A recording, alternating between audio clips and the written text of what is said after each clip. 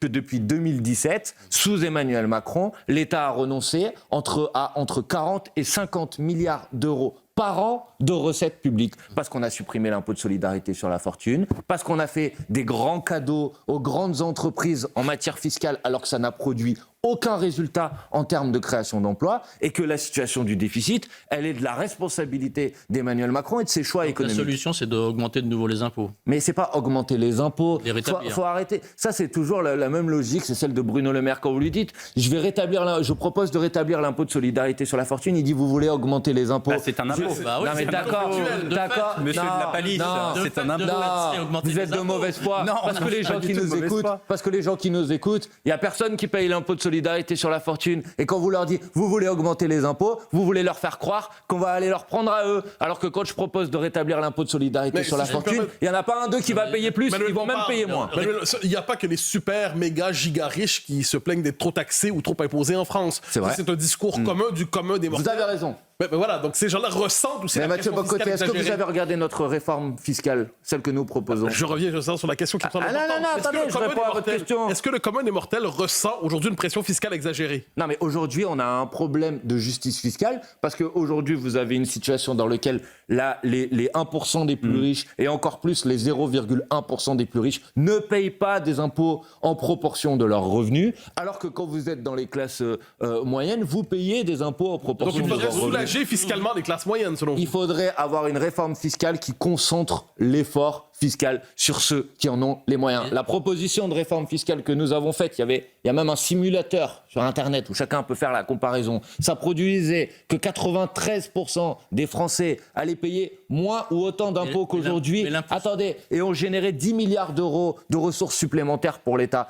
Et oui, on augmentait les impôts de 7% de la population qui sont les 7% les plus riches. Et j'assume de dire que oui, les 7%, ils ont les moyens de payer plus d'impôts et que les 93%, ils paieront moins ou autant d'impôts qu'aujourd'hui. Mais l'impôt sur le revenu, il est déjà payé aujourd'hui par 10% des Français, la c'est grande pas vrai. majorité, plus de 60%. Il y a un petit écart entre les deux chiffres que vous venez de donner, vous êtes d'accord? 10 et 60, c'est pas tout à fait pareil. Donc ces gens-là, ce que vous voulez, c'est taxer encore les classes moyennes. Mais pas du tout, je propose, le problème de l'impôt sur le revenu aujourd'hui, c'est qu'il n'est pas suffisamment progressif, qu'il faut mettre plus de tranches. Nous proposons 14 tranches pour faire en sorte que précisément vous payez des impôts relativement à vos ressources. C'est pas normal que ça soit ceux qui sont dans les premières tranches aujourd'hui qui payent l'essentiel de l'impôt sur le revenu et qu'après il y a une dernière tranche qui ne soit pas à un niveau suffisamment haut. Revenu aujourd'hui, les gens qui sont au SMIC paient plus d'un. Ça c'est vrai, mais c'est pas de ça dont je suis en train de vous parler. Pourquoi vous voulez toujours faire payer les pauvres? Moi je veux faire payer les plus riches, vous comprenez? Ils ne payent pas assez d'impôts, il faut qu'ils en payent plus.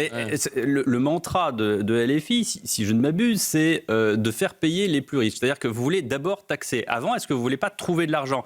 Emmanuel Macron, lui, dit voilà, regardez, j'ai fait 2 séries d'économies encore dernièrement de 10 milliards d'euros chacune. Est-ce qu'il n'y a pas...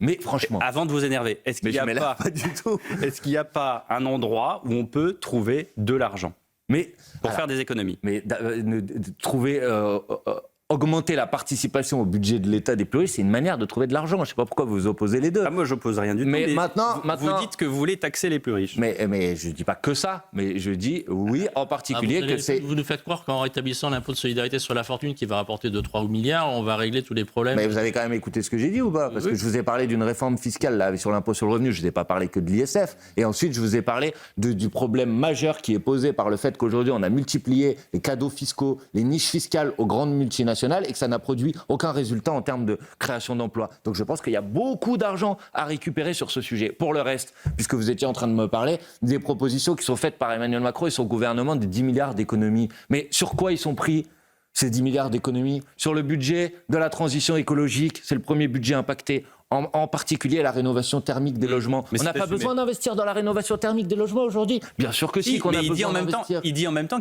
qu'on a décarboné trop vite avant d'investir. Attendez, les gens qui nous écoutent, est-ce que vous pensez qu'ils croient qu'on dépense trop d'argent pour nos services publics aujourd'hui? Quand vous voyez la situation de l'hôpital public, quand vous voyez la situation des urgences, quand vous voyez la situation de l'école publique, il faut dépenser plus.